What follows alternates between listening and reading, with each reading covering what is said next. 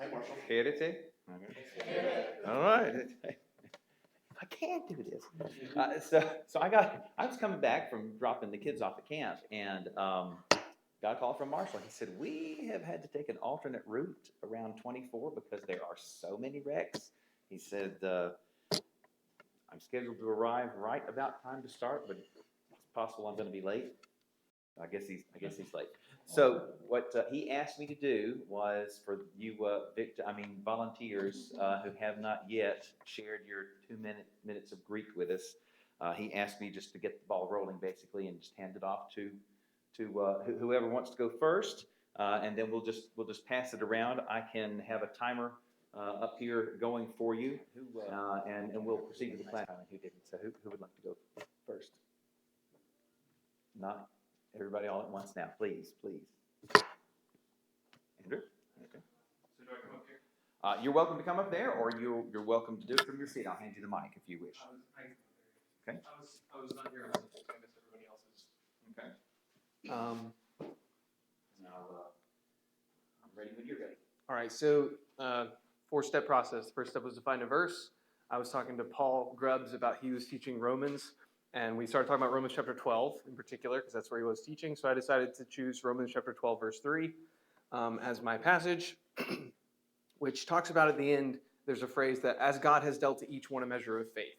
And he was saying that initially sounds a little bit Calvinistic, and so he was talking about trying to deal with that section with particular care in the class. And so I thought I would look a little bit closer at the word dealt there, as God has dealt to each one a measure of faith. What is it? How's that word used other places in the Greek in the New Testament? And the word for dealt there is the Greek word merizo, and it is a verb which is in the aorist case in that usage. An aorist active indicative, third person singular. God has dealt. And so step 3 is to determine the semantic range. It occurs 15 times in the New Testament, including there in Romans 12. 10 times it is translated as divide, like in the Gospels where Jesus says, house divided against itself cannot stand. It's that same word. One time it's used to say that there's a difference. In 1 Corinthians 7, it says there's a difference between a wife and a virgin. The unmarried cares about the things of the Lord, that she may be holy in body and spirit, but she who is married cares about the things of the world. So there's a difference there. So divide and difference are the two uses we've seen so far. And then the last or 2 other cases it's used to mean distributed. In 1 Corinthians it says God has distributed to every man as the Lord has called everyone, so let him walk. And then in 2 Corinthians it says, we, however, will not boast beyond measure, but within the limits of the sphere which God appointed us, a sphere which especially includes you. The New King James says appointed, but the Old King James says distributed, as God has distributed us. So we've seen difference, we've seen divided, we've seen distributed. The last use in the New Testament is translated in Hebrews 7 about Abraham and Melchizedek, to whom also Abraham gave a 10th part of all. And that word gave is the same word, distributed, dealt. And so, oh really? Yeah. I apologize. So do I stop? What's your conclusion? My conclusion was based on Romans, the next few verses, about how everyone within the body has a different function. I think the word distributed or divided really makes a lot of sense there, because it's like we're all part of one body, but we all have different roles, different components of that body. And so he's kind of split it up. So the word dealt kind of carries that meaning, but I think distributed makes a little bit more sense, that it's like given and kind of given different parts of a whole.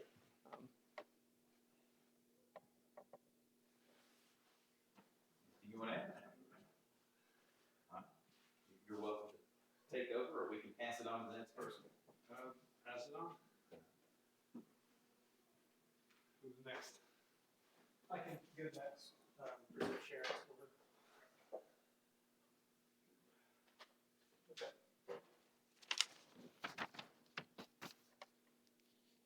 Let's get this up.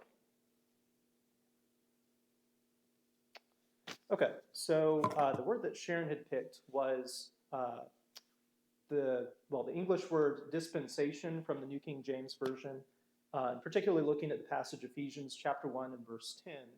which in the New King James would say that in the dispensation of the fullness of the times, he might gather together in one all things in Christ, both which are in heaven and which are on earth in him. And the Greek word here is oikonomia, which Stephen dealt with a little bit in his sermon a few weeks back, as I recall. So for step number 3, looking at the semantic range of oikonomia, Vines gives a pretty exhaustive definition of biblical usages.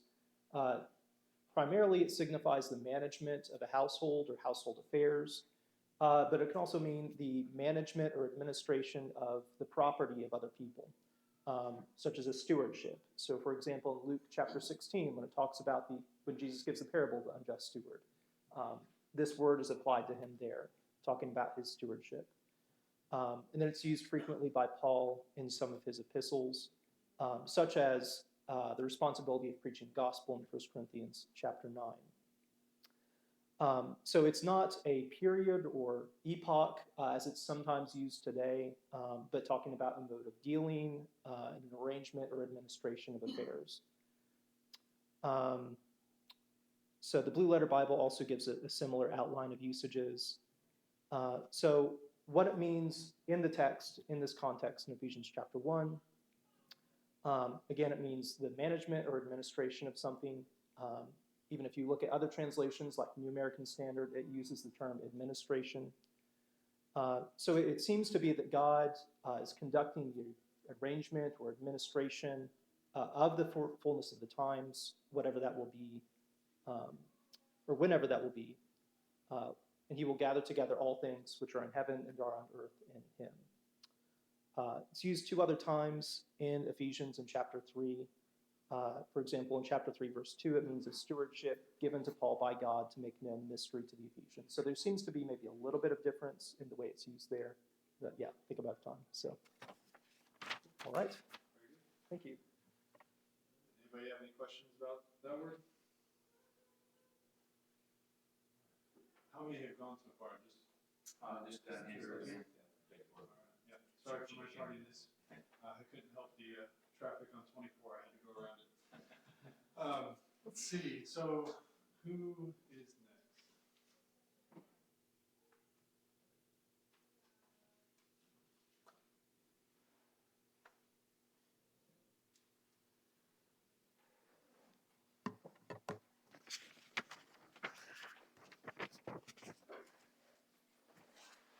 Well, I was looking at Ephesians 4:29 and the word grace there, and then I decided that was something that needed more study. So, a relatively similar passage in Colossians 4:6, and New King James says, "Let your speech always be with grace, seasoned with salt, that you may know how you ought to answer each one." And so I went after the word seasoned, and in the Greek it is artuo as the root. And it is in well, we'll come to that in a second, but artuo is the root. What I found very interesting was online I looked for this, and it said from a presumed derivative of another word. And that's kind of a red flag to me. Don't go chasing after that word, and because it's a derivative, it's presumed, and the word had nothing to do with the meaning of this one. So just in case you run into that. The semantic range finds as to arrange or make ready, is used of seasoning. Blue Letter Bible says to prepare, arrange with respect to food, or to season and make savory. And Strong's and Thayer say very similar things. The word itself in Colossians 4:6 is irtimenos, and it's a verb, perfect participle, middle or passive, nominative, masculine, singular. So all that say, having been seasoned would be the way to translate that.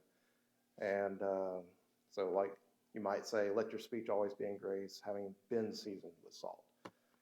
The paragraph starts with praying for Paul and those with him that he could speak the word, the mystery of Christ, to make it known as he ought to speak. Then he transitions to the brethren at Colossae that they might have wisdom towards those outside. And part of that wisdom would be to season their speech, especially knowing how to answer others. And I know I have 3 seconds here. Only 2 other places in the New Testament, Mark 9:50 and Luke 14:34, talking about salt.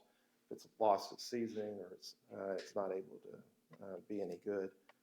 And so the idea basically is to be careful with your speech. I mean, which is both in Ephesians 4:29 and Colossians 4:6, but here, especially towards those who are outside, and especially in the context of telling them about the truth.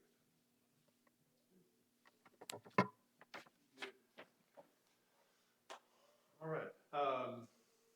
Who has not gone that is going to go tonight?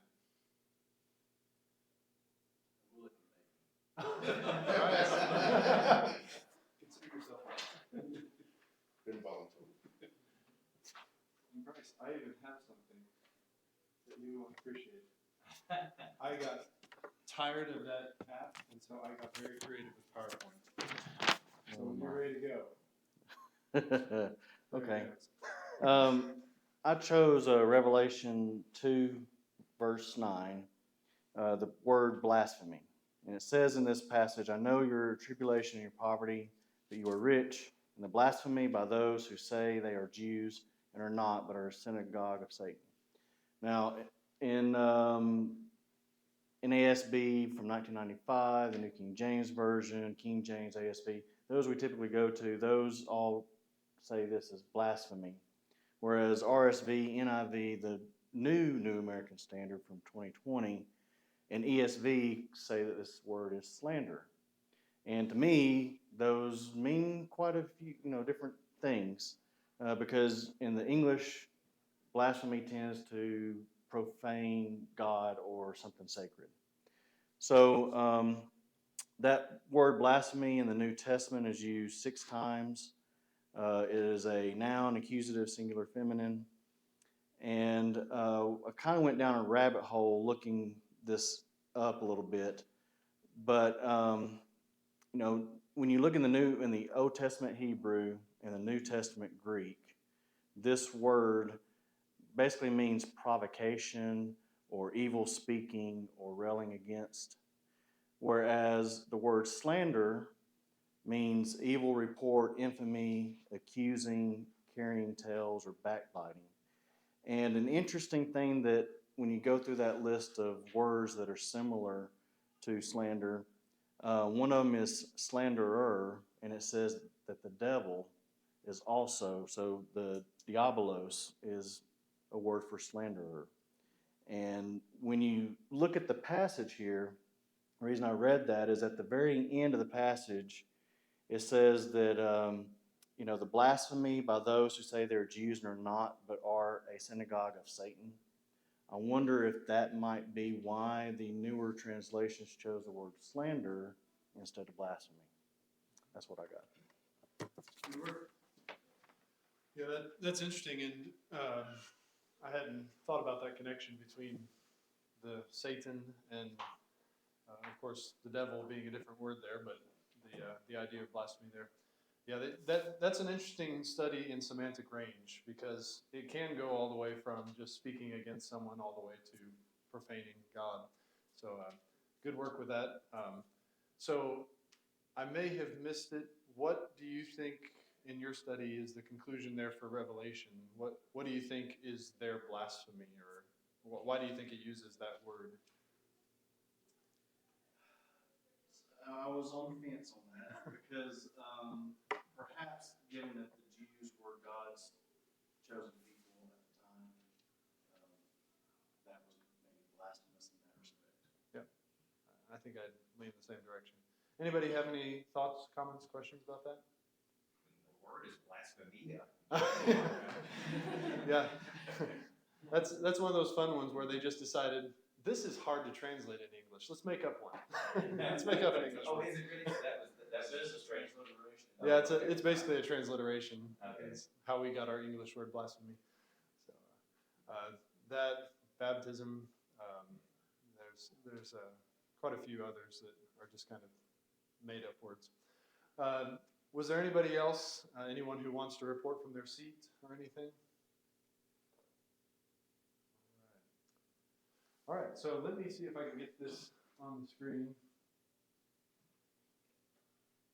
And we will go into some questions that were brought up, and then if anybody has any questions, we can definitely talk about those. There was my little clock. Spent some time on that and didn't even get to use it.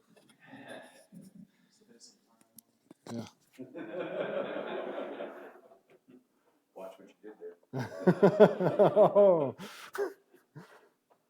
All right. There we go. So there was at least one question that was brought up about the words for knowledge in 1st and 2nd Peter, and mainly in 2nd Peter. So we'll spend some more time there, but we'll spend a little bit of time in 1st Peter. This is one of the interesting things that here's where it is helpful not only to be able to read your interlinear, but also to be able to look at the Greek words, even if it's the transliterated Greek words, because you'll start to see some connections.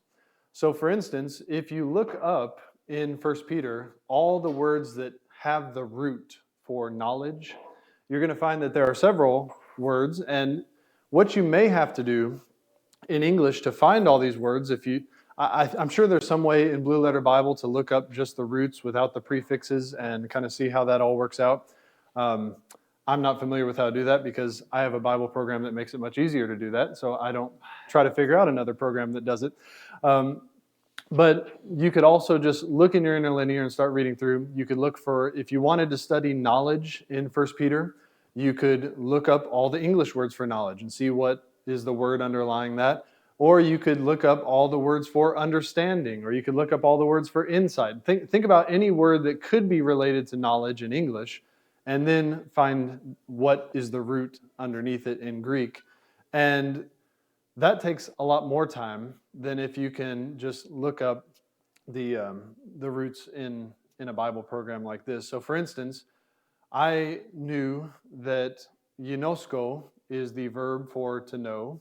There's also the word either, which is the verb for to know.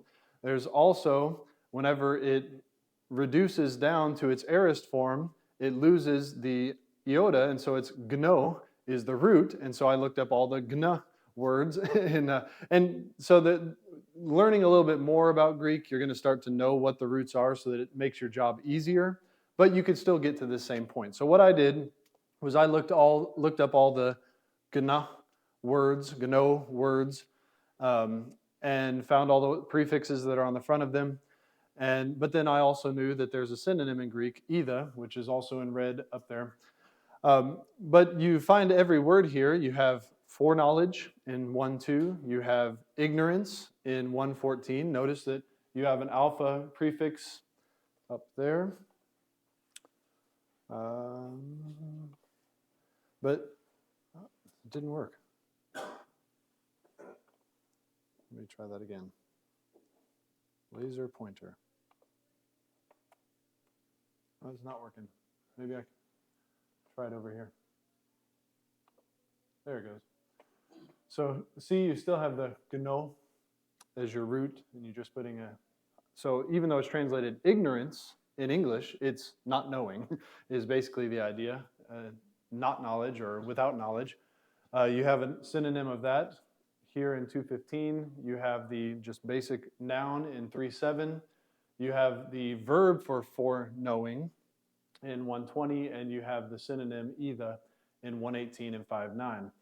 So you can see that knowledge is at least a theme that runs through, because you have a lot of repeated words, a lot of different words related to the word for knowledge in 1 Peter. But the reason when the person who brought this up brought it to me, I wanted to just mainly point out that it is good to know about your synonyms. So ginosko, here this does have pro on the front, but you also have your noun forms and either. The reason I want us to think a little bit about either is because it's an oddity, and I want you to be aware of this oddity for the word for knowledge. I don't think there is here's the interesting thing about ginosko and either. Probably what you have here is you have a semantic range that probably looks about like this, where here is your gno root, and here is your either. They probably mean about the same, but there are some who may think that this is more just knowledge and this is more experience. That some would even debate some of those things. But the reason I want to think about this word, word either is because this is your lexical form. What, for a verb, does your lexical form, your dictionary form, usually end with? Omega. That's what we've usually been seeing. It didn't make you memorize that, but it has an alpha here. And it's because it's, as I've said before, quoting from some Hebrew teacher that I studied the DVDs of, he said, the most common are usually the most irregular. This is a very common word, and it's very irregular. The reason is that this is a shortened form of ka, which is a perfect ending. So if you were in your interlinear, it's going to say this is a perfect, active, indicative, first person singular. And you might be thinking, perfect, active, indicative, first person singular. That means I gained knowledge in the past and it has present result. But it doesn't. That equals a present. So I'm not expecting you to remember this, but it only has a perfect form, and it is equal to a present for this word, and just about only this word as far as your common words are concerned. So I want you, the only reason I want you to be aware of this is if you see this word either, automatically know it's different. Don't think your normal stuff. This would be later on in a first-year Greek course, but the gno and either are going to be almost synonyms, but you're going to have a weird ending, a weird form with either. So just be aware if you're ever studying the idea of knowledge that you may come across a perfect with either, or a pluperfect, which is the past form of a perfect, and it equals a present or basically an aorist or an imperfect, a past tense of that. So I want you to be aware of that if you ever come across that. If you see it either, don't think perfect equals perfect, think perfect equals present. Now that brings us to the 2 Peter question. And the question was mainly about the prefixes on the front. So notice here, we have even more knowledge words. You have epignosis, you have gnosis, you have gnorizo, which is to make known, gnosko, which is to know, agnoe, eo, which is to not know, epignosko, which is just like the noun here, knowledge, this is to know, prognosko, to know before, so foreknowledge, and then we have either again in 2 Peter. Now notice 2 Peter is a lot shorter and it has a lot more knowing words. Maybe that's significant that it has more knowing words. But the thing that was brought up is what is the difference between, for instance, gnosis and epignosis? What's the prefix do there? Or gnosko and epignosko. These two words, one with the prefix epi and one without, they could be almost synonyms. Or this prefix could be strengthening the idea of the knowledge. And that's something you're going to find in Greek. And again, right now, this isn't necessarily just learning time so much as someone asked a question and I want you to be aware of it. If you put a prefix on a verb, it may be strengthening it. So you go from, for instance, just knowledge or to know to maybe full knowledge or to know fully. That, and you would find that in a lexicon. So if you look that up, you might see that idea of full knowledge. So what you'd have to do then is say, okay, this is within the semantic range to be full knowledge versus just kind of the normal word for knowledge. So what may be the significance of changing words in this particular text? And you just have to think through that in each text. Why does he use the strengthened form rather than the normal form? And I like Freiberg a lot of times. His lexicon is not called Freiberg's. It's something maybe like the New Analytical Greek Lexicon, something like that. But I like a lot of what he does. So if you ever pick that up, you can probably pick it up for free online as well. But he suggests that gnosis is knowledge with a information view, more factual, versus epignosis as true knowledge, that which is apportioned to someone by faith in Jesus Christ. And so it's more experiential, it's more personal, moral connection to Jesus. So those are things that you notice a difference.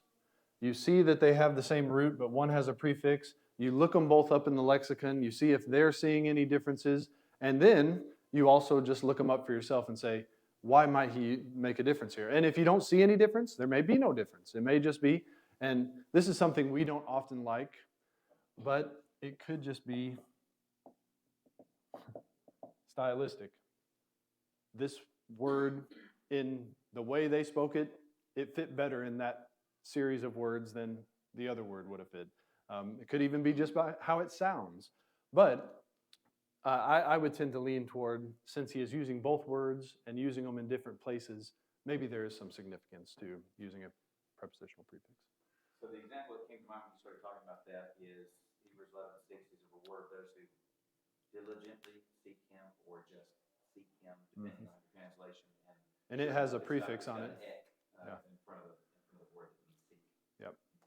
And so again, you would look that word up and maybe you're doing some study and you see that some translations say seek, some say diligently seek, and you say, well, what lies behind diligently? And you look that up in your interlinear and you're like, there is no word for adverb for diligently. Why did they put that in?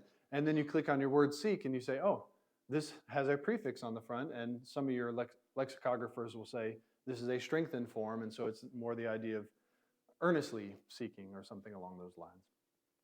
So again, a lexicon is your friend if you can kind of work your way through it. Thayer, I think he gives a lot more information than you normally need.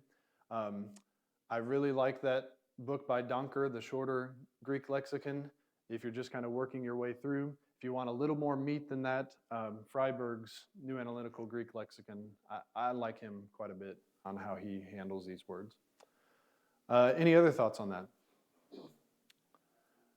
Now, what has been brought up is the possibility that 2 Peter is dealing with Gnostic false teachers, and so he's using a lot of these Gnostic words. Does everyone know what a Gnostic is?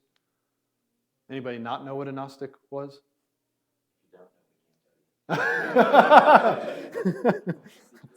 Only if you have special knowledge. I will give you my opinion on the New Testament addressing Gnostic issues. I think for the most part it can be explained away as something that was not a real problem in the first century. I think Gnosticism was not full-blown until the second century, and that you see the same kind of Gnostic language in Plato's writings and Greek philosophy. I think it was developing, but I don't think Gnosticism was full-blown until the second century. So I don't even know that John really deals directly with Gnosticism as we think of it, so much as he's dealing with maybe the seeds of Gnosticism that are going to develop from Greek philosophy into this full-blown Greek-Christian hybrid in the second century. Any other thoughts about 1st or 2nd Peter? Knowledge? Just something I noticed, identical words, they went from the word judge, and there's like several different versions of that, and most of them are the same word, they just have the different prefixes in front of them, like catechesis, and I know theses, but I can't remember what the other prefixes were. Yeah. One that I think is very significant, I may have mentioned this, if not, so right now Caleb and I are memorizing section by section through the Sermon on the Mount, and so we just covered this one, and so I told him, I know you're memorizing from the ESV. Try this word instead of what the ESV uses. And that is in Matthew chapter 5 and verse 17, where Jesus says, do not think that I came to, ESV and New American Standard says, abolish. That would fit very well if you use the normal word Leo, but he uses kataleo. He adds a prefix on the front, which I think the New King James does the best translation of this word by saying, I did not come to destroy, but to fulfill. Because he did come in a sense to abolish, but he uses a different word in Ephesians chapter 2 than he does in Matthew chapter 5.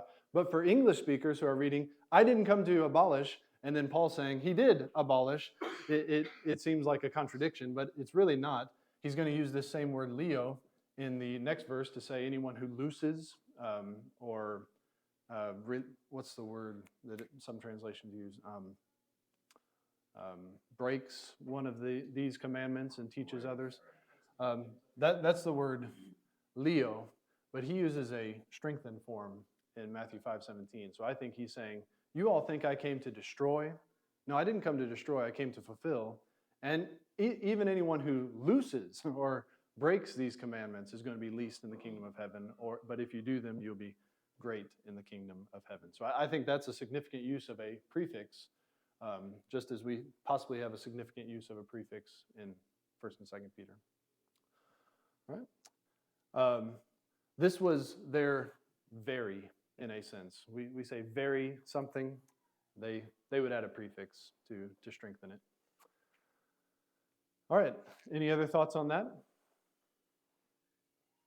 Well, just that, not necessarily to be a special pleader for the LSB or anything that uses abolish, but we kind of talk that way. Whereas we might use a word in a sense and not necessarily in a literal sense. So it might appear, I mean, the same man said, if you come to me, don't hate your father and mother. Mm-hmm. And he very clearly taught you need to love your father and mother. Right. Which one is it? Nobody looks at that, if they're being honest, and says that he's contradictory. Yeah. It's a point of emphasis. Right. I don't think this is a bad translation, just a somewhat confusing translation. I think probably the strengthened form destroy, in my opinion, is one of the better ways to render that. All right, we've still got 10 minutes. What other questions do we have? I know some of you have mentioned some, but now let's bring them up. All right, 1 Peter 3:20. 1 Peter 3:20. 1 Peter 3:20, talking about Noah, the days of Noah. Things were disobedient long ago when God waited patiently in the days of Noah while the ark was being prepared, wherein few, that is, 8 souls, were saved by water. Okay? So they were saved by water. The like figure, whereunto even baptism doth also now save us. Okay? Well, then you look at other translations. The first one I noticed is in the New American Standard, which says, not saved by water, but brought safely through the water. Mm-hmm. Okay, well, if you look at each individual word, few, 8 souls, word, saved, brought safely, through, by, water. Okay, all the words seem to match up until you put the whole sentence together. And it says, brought safely through the water. That makes it sound like it was something they were being saved from. Mm-hmm. It was brought safely through the water. The water was the means of death. But the passage seems to be pointing out that the water was the means of salvation. They were saved by water. The like figure, or the antitupon, antitype, even baptism, saves us. So, and I looked it up in many different English translations, like you can do on Bible Gateway. And there are several that do say brought safely through the water, but it seems the majority do say saved through water, saved by means of water, or saved by water. Mm-hmm. And Yes. have you done any study on that? So it's been a while. The last time I studied it, I thought that the idea was closer to what the New King James translates there, of just saved through water.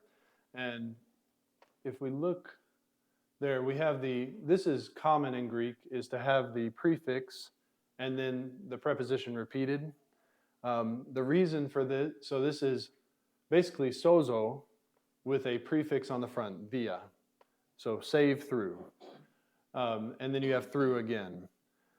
It was common in Hellenistic Greek in the 1st century to repeat the preposition. They probably wouldn't have repeated the preposition in more classical Greek because this is Greek as a second language. And so what they started doing is making things more explicit. So they would add the preposition back through. And when you look at it that way, through can mean literally a location that you are going through something.